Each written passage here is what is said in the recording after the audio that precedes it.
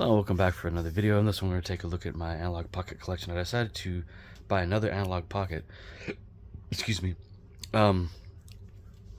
Just, after I looked at the listing for the one inside this case here, and it's white, by the way. I have to let it air out, but I'll explain that later. I bought these knowing that this thing had been side-loaded just like mine. You put the memory card in there with, whatever games you want, I don't think it'll run PlayStation though, like PlayStation and beyond. Any 8-bit, 16-bit system, including arcades as well. I have to wonder if the 8-bit DO controllers work with this wirelessly. If you can just use this thing as a screen. I'm not sure though. Maybe it'll work. So yeah, I knew that this had some games on here that I didn't have. I wasn't sure what they were, but I did notice that some 16-bit arcade games on my Analogue Pocket don't work. There's some kind of SRAM file error when I try to go into like maybe half of them, whereas on this one there's not. So I didn't know that going in at all. I figured this thing was just fully loaded because that's what the seller said. It was not, but I could still transfer my own games on there. Excuse me, and use my accessories that I have for the system. I was really in search of a power brick, to charge this thing because it's low on battery, and I've seemed to have misplaced my two other ones for my Analog Super NT and Mega SG, but I'll find them so I can charge up this baby because my actual cell phone charger brick is too much voltage for this thing, so don't want to blow up the battery on this thing or fry it. These are not cheap and they're not in production anymore. You can still find them out there in the wild, probably at game stores that may have them used, or maybe still new in box, or Amazon or eBay. I know the users on Whatnot probably still have them as well. There's the plastic cases in multiple colors, the aluminum ones, which are much more expensive. I don't know that Analogue has any more of these in stock. I don't think they do. I think they all sold out through them. Scalpers and gamers bought them when they were available. Ooh, I got a pimple or something. Excuse me, sorry.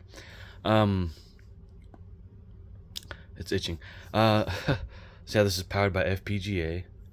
You can play original Game Boy games, Game Boy Color, Game Boy Advance, all just with this cartridge slot without any accessories. Cartridge adapters. With the adapters you can play, one of you can play Game Gear, and there's another one you can play TurboGrafx. The TurboGrafx, I think Express was the turbo portable one, maybe. There's a few others I forget, but they're very expensive. They're not cheap at all. Fortunately, I was able to find the Game Gear one for a decent price. It was still very expensive. Paid way more than I wanted to, and then I thought, why not? Why not just buy?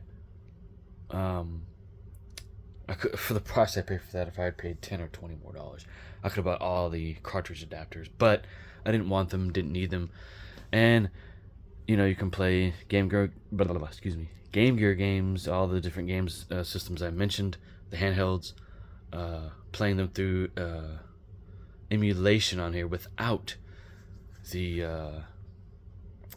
games, the actual cartridges for all these respective games. So did that, saved myself even more money. So yeah, I mean the games may freeze every now and then. I only encountered that one time when playing Battletoads for Game Gear, but I do own the cartridge. Really, I bought it thinking it just wouldn't work with the emulator for it, but it does. Everything works flawlessly. Anyways, then you have go back to the buttons. You have the trigger buttons on the top and around the back here. There's the cartridge slot. All the games go in snugly. The Game Boy games are they're still snug. I mean,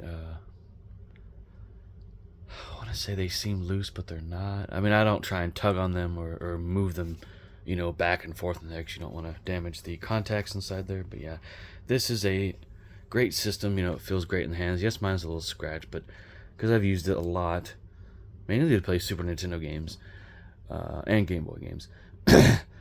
But yeah, great little device, for side-loading emulation and, emulation of the actual cartridges.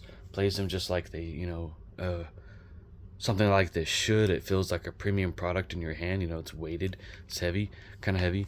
The buttons are nice and responsive, not too clicky, not too not mushy at all. And then these buttons, I never did explain them in the previous take, but this will take you out of the whatever emulator you're in, including the game. You can go back to the menu. Yeah, if you decide to make this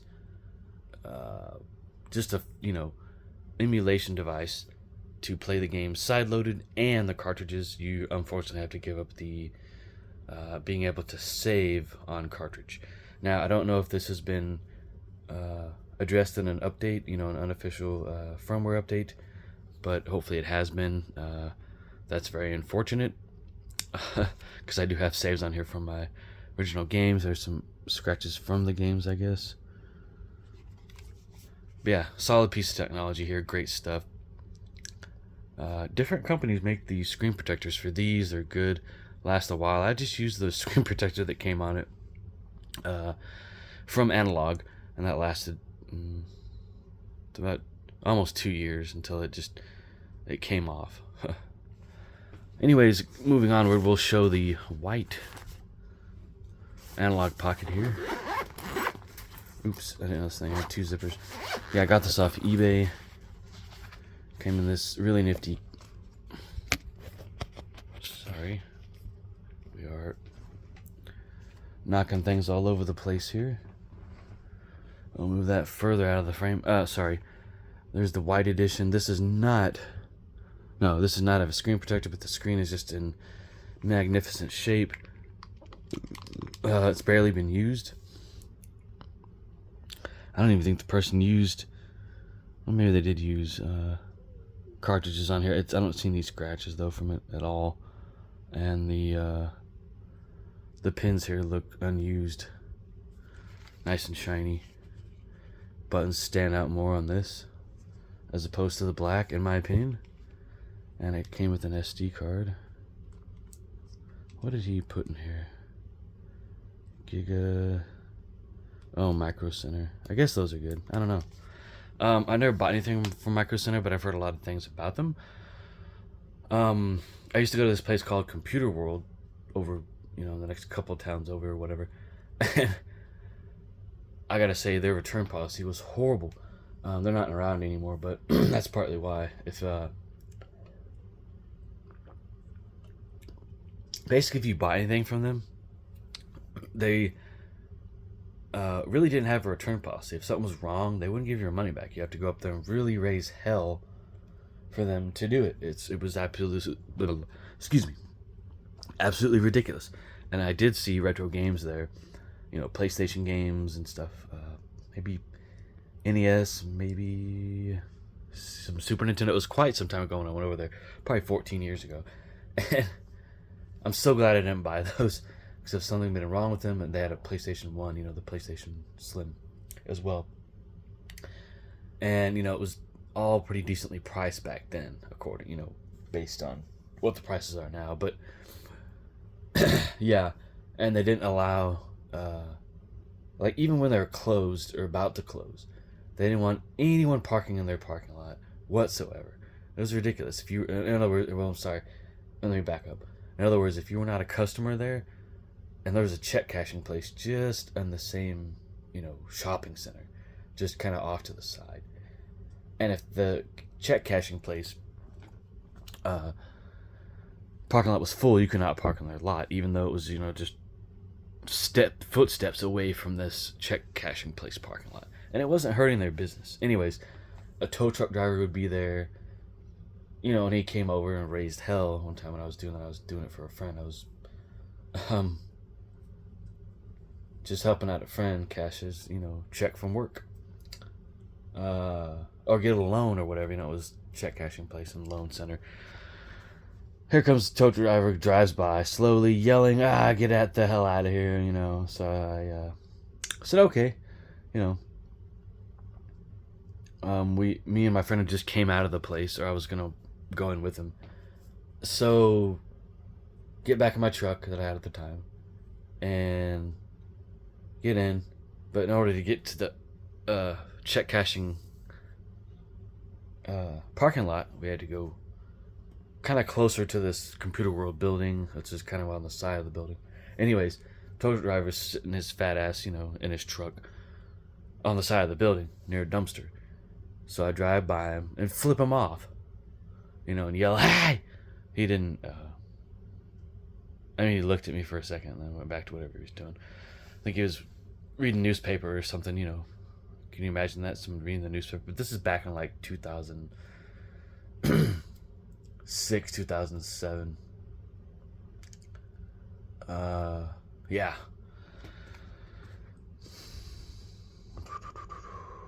Actually, that's almost 20 years ago now. Wow. Maybe it's 2008. But anyways, back to this, just think, reminiscing about retro stuff. This, let's see if there's any weight difference on these. I don't think there is. No, they're about the same, really. Yeah, what a great piece of hardware here, Need to do an update on this thing, on mine as well. Wait, what size is this? 32 gig?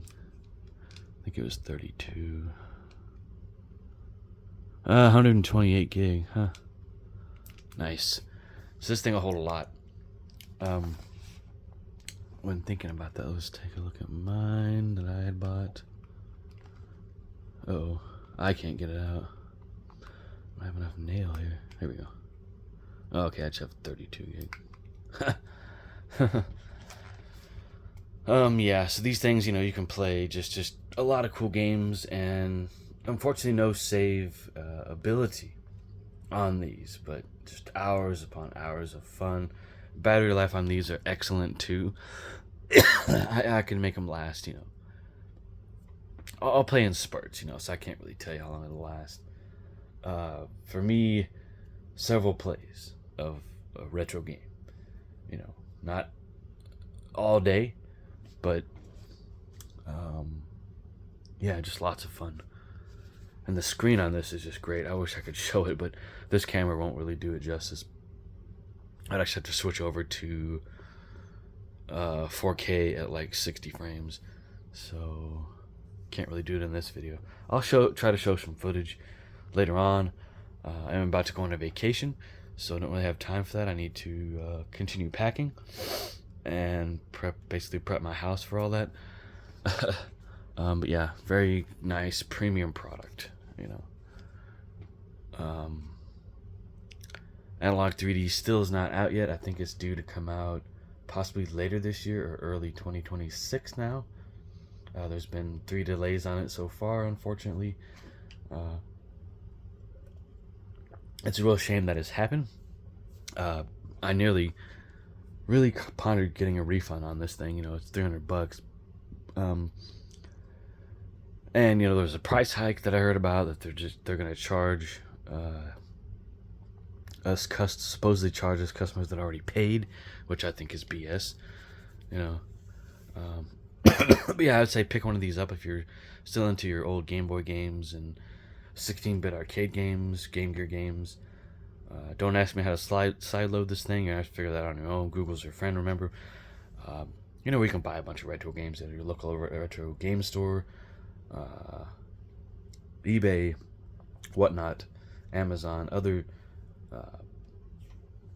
auction sites and store sites like that. Figure it out. I'm not gonna say how to get all this stuff on here either. That's not gonna happen.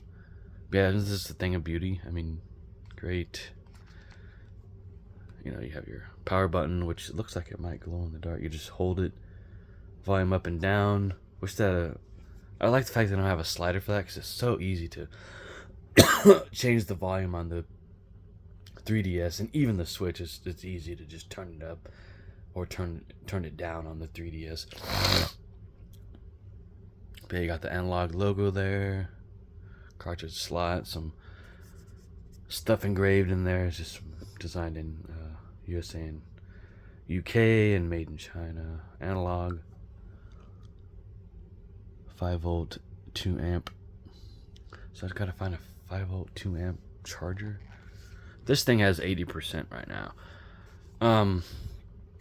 But yeah, again, pick this up, one of these up if you're into the retro handhelds and some of the retro consoles. Very much worth it. Very much worth it.